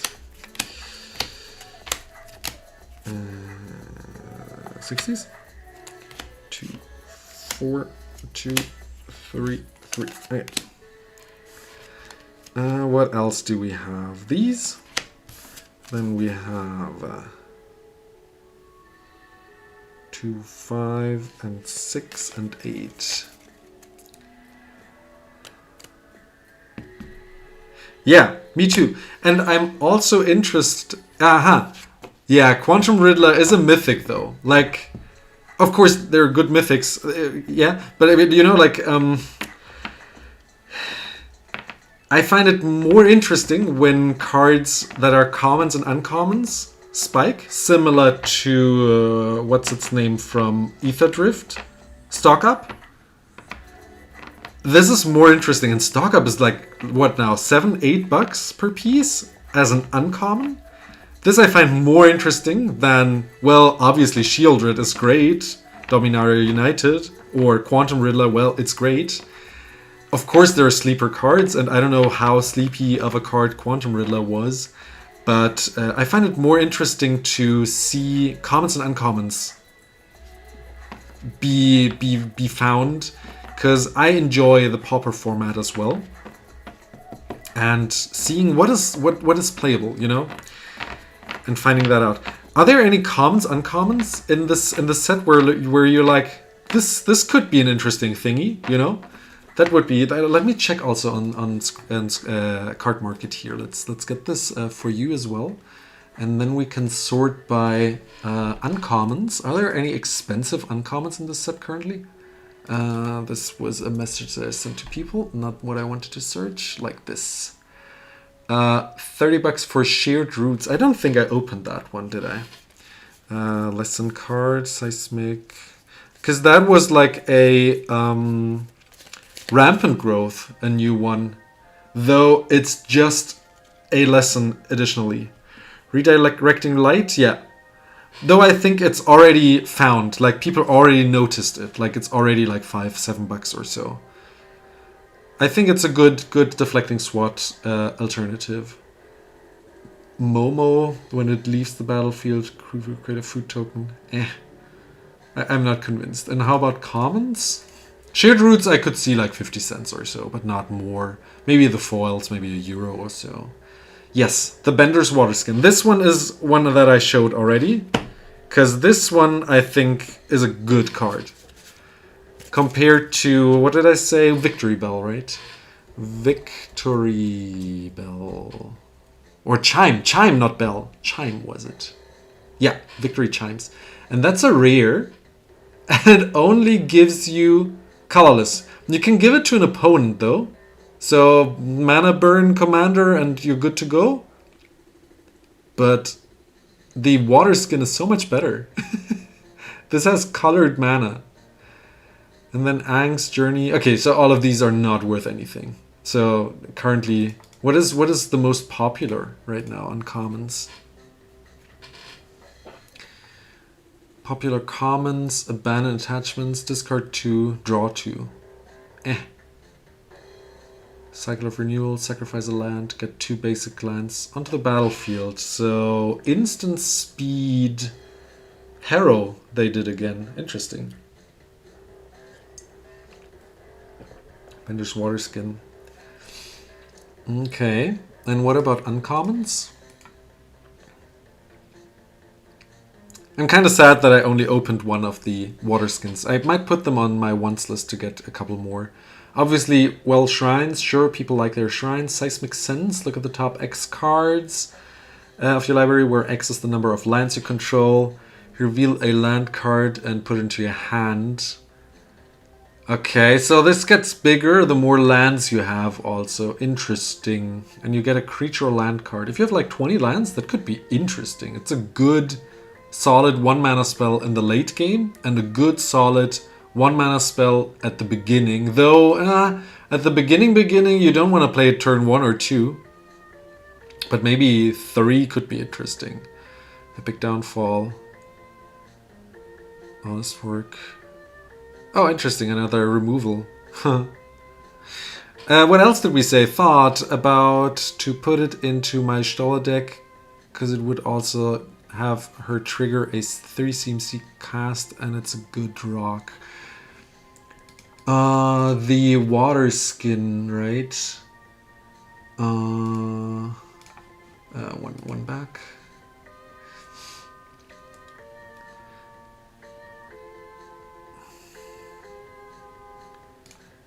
I mean, it fits, right? In any Spellslinger deck, this is a solid card. You could put it into any of these and it's just value. It's just good. So obviously Ishtola would like that because it's 1 mana more per turn throughout a turn rotation. I and J, and then 40, and then 46, 7, 8, 9, and that's it.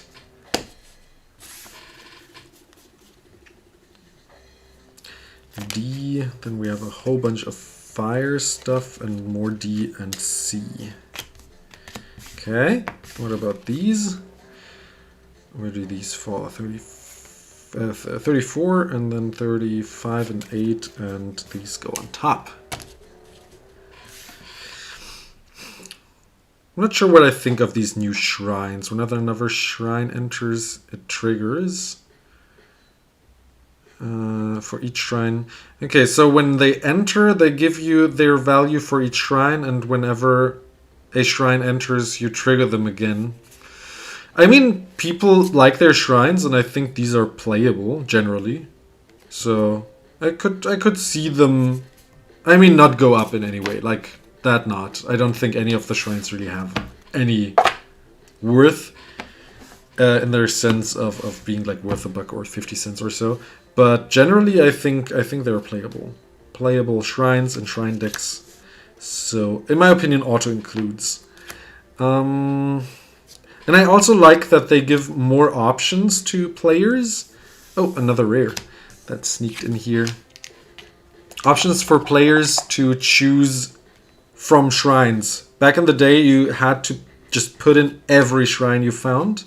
Now you can choose a little more carefully which shrines you want, since there are now more and more shrines, and you can choose the better ones from the worse. These are all 8s. Nope. Those. Oh wait, there are 8s, 9s. Yeah. 9 is here. Do you have a special backstory for the Necropotence which you gave me? Because you first thought about not to give it away. Yeah, my Necropotence. I actually have 2. 2 of them. There's my. Oh, I'm not sharing my screen correctly. 2. I actually have 2 of them, and I wanted to keep them both because they are so iconic, and I played with them a lot. They have been kept in great condition, as you've seen. Minor stuff on the front, maybe, but excellent plus, I'd say. And these were part of this dual decks. These dual decks. I still have this box as well. I can show it in a sec. Wait. This box here, which was like one of the first dual decks kind of thingies, like Garfield versus Finkel. That's where it came from.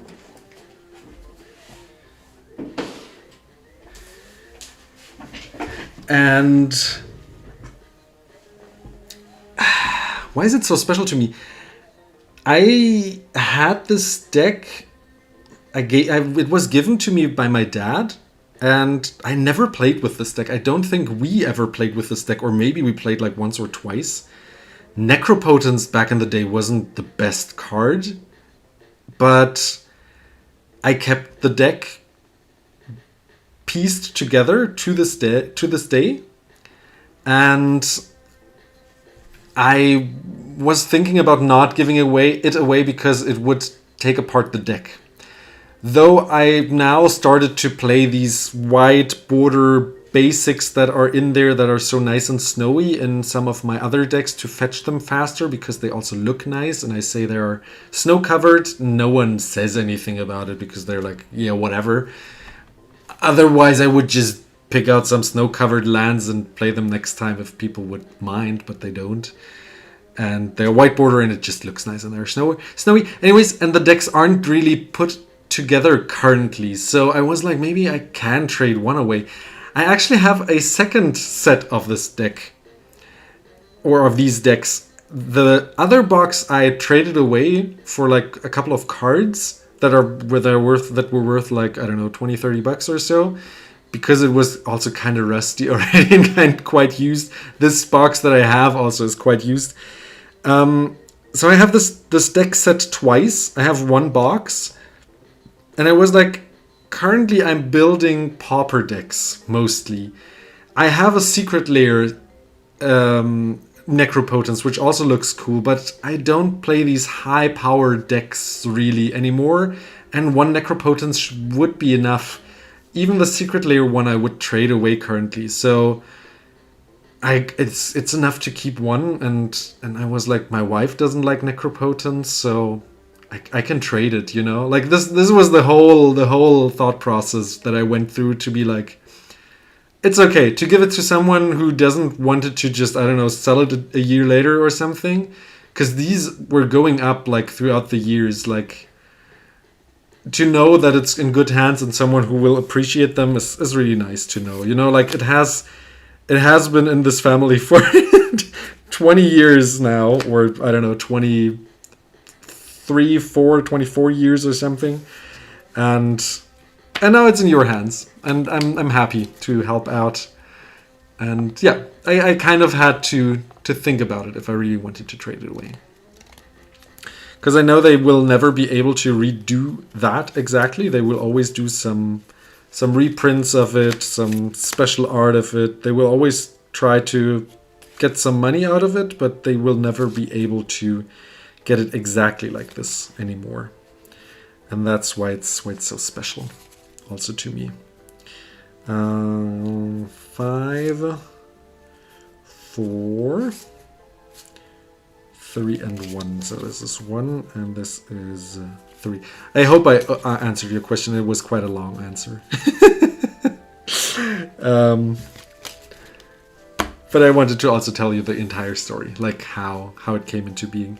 Like I got my father's collection at some point. After 2 years he stopped playing, and I got the collection of my uncle at some point. He stopped playing, and both of them gave me these decks with the Necropotence in it, and both of them I played in decks. I wouldn't say in high power decks, because I don't really build high power. I try to build the highest power of a deck that is still unique and not CEDH.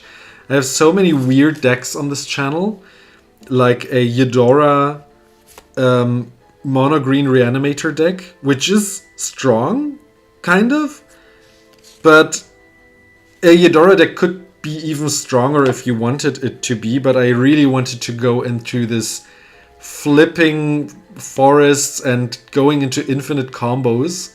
And I think if you wanted to, you could build it even stronger. And I have a... What other weird decks do I have? I have an Esper aggro deck with Rafine, which is also on the channel. Both of them are on the channel. And this one has Necropotence in it, just to push the power level a little, because it's a Madness aggro deck. So you discard cards with the... what's it called in English? Connive. With the Connive ability, you always discard cards. And I was like, you could discard Madness cards and make this deck even weirder.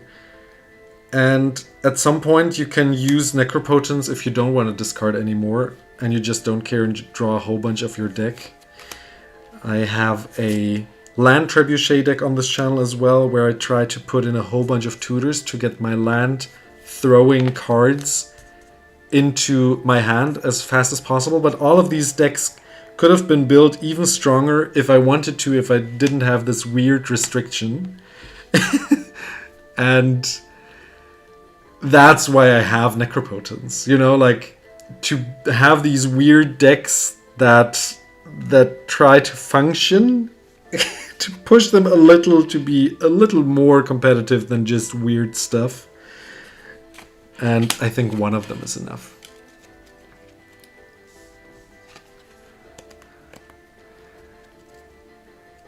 Yes, I agree. The darkness of this artwork is really, really cool, of the Necropotence. It's the original Ice Age artwork, but the foiling on this card, the old foiling, is just so nostalgic. They never were able to replicate it with their retro border cards. And having these old foils, I have a whole box of old foils. It's just so special. These are 20s, and then we have 30s. Next, 8, 6, 4, 6, 7, 8. Oh, there's a 33 also. And then we have 4, 9, and 50.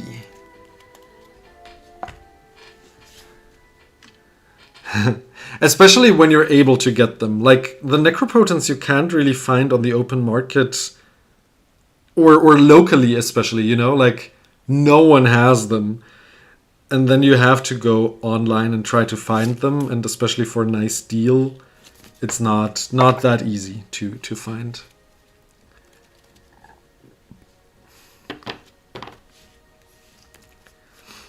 So these are basics and no more basics, more basics.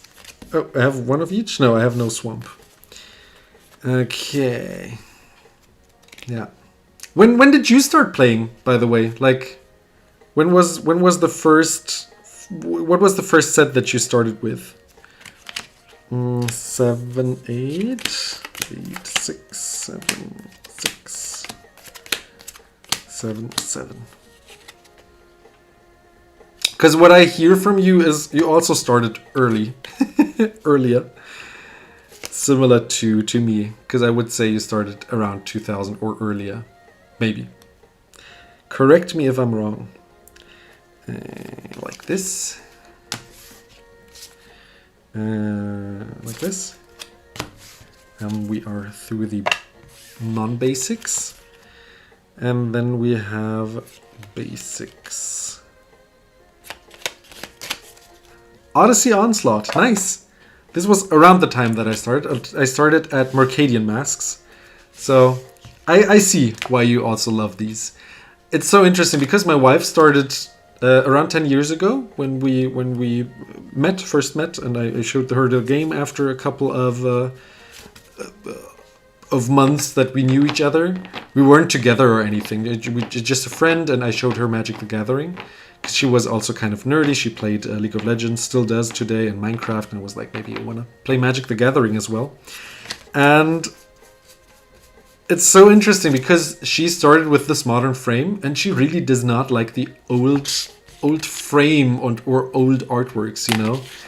And she really loves these new cards. It's so interesting when you start out early, you really enjoy the old nostalgia. Nice. Welcome back then. Really cool. Yeah.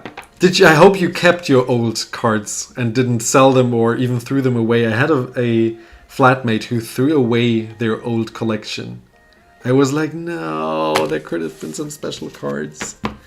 There's some work colleague who has some old cards as well from his brother, and there are some nice cards as well, some nice old foils and some reserved list cards. I'm like, yeah, this is worth a couple hundred, you know, like either keep it or play it or sell it. Let me know what you're gonna do with them. And he's thinking about rejoining the game as well. So we're finished with sorting. This box is filled and alphabetized. Thanks to you. I did that. I don't know when I would have had the time or found the time to sort it and have a nice chat. Ravnica Remastered. That was early. Recently, So tell me, funny man, Mr. Funny Man, do you enjoy old artworks like these? I mean, this is an altar. let me. Like these? Or do you enjoy the modern artwork more? Like, actually, I do not like the artwork of this card. I think the other Therese Nielsen artwork looks better on Hannah. but I really like the old foiling. And I think my opinion is that most people who started recently, because they grew up, you know, like they got used to the modern frame, and old cards look just kind of old, right? Am I mistaken? And I love playing these old basic lands, you know. And this is a pre-modern deck, and it only has old border cards in it, and tries to be as strong as possible with pre-modern, and plays some weird combos that not many people have seen if they haven't played back in the day. A part of your collection went to the LGS, but a bag with commons and uncommons was still there, and in that bag I found 6 Cabal Coffers. Nice, 3 Heuristic Studies. That's why I recognize the Commander format. Nice. Yeah, we went through my uncle's collection before he gave the collection to me, and we plucked it apart, and we found like 5 or 6 Heuristic Studies because it was just a bad common back in the day. And we traded it away for like $10 per piece because that was a lot of money. Right now, what do they go for? 30, 40 bucks?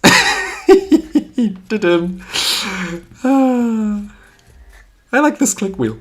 This is a good one. Maybe I will use it, though it's quite avatar-y. I don't know if I will actually use it in a non-avatar deck. I do like classical dice, which I have a whole collection of, as you can see, since I opened a couple of bundles, and I'm gonna add this avatar die in there as well.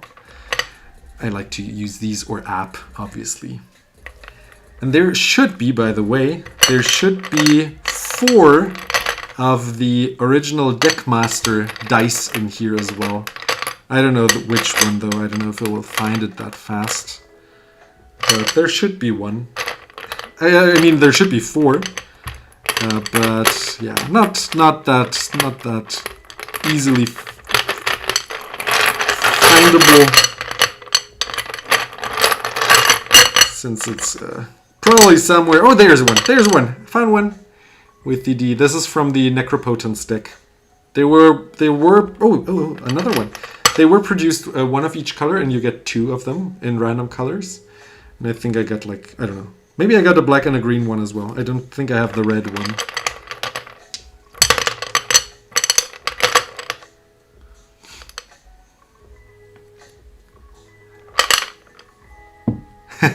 Man of culture. Maybe I'm also just a hoarder. I don't know. Like, there are a lot of dice in here. I just got this glass fish bowl here to just have a nice way to reach in them, like a candy bowl, and I just put them in there. And as you can see, there's not much. There's like this much space, and then I have no more air left to put in more dice, and I need a new glass or a bigger one. I'll see what I do. But this is a cool one, and I also like to use it for Dungeons & Dragons, and people can just get their d20 and roll, you know, their check.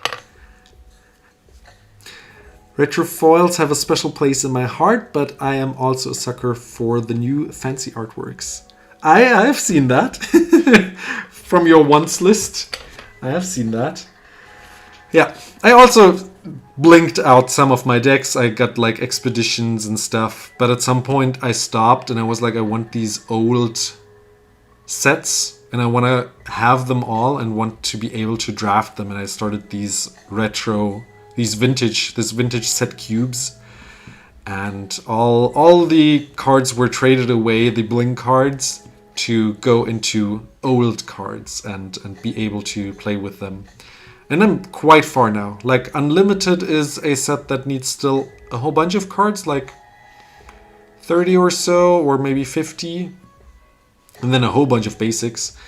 And Antiquities is almost done, only 2 cards left. Legends is almost done, only 3 cards left. The Dark is done. And Arabian Nights needs another, let's say, 20 cards or so. The most expensive ones, obviously. And yeah, I'm working towards that goal. So thank you to the nice trade. All the funds will go towards the vintage collection. Already a new dual land is on its way to me. Yeah, it is late. It is late. It's 11 p.m. I think I will also call it quits here. A good night to you. Thank you everyone for joining. Also Mr. Funny Man. and everyone else who's still in chat and reading and listening. This was fun. I think I will repeat that. And hope to see you soon. Wish you good night wherever you are in the world. Have a beautiful day and see you in the next video. Bye bye.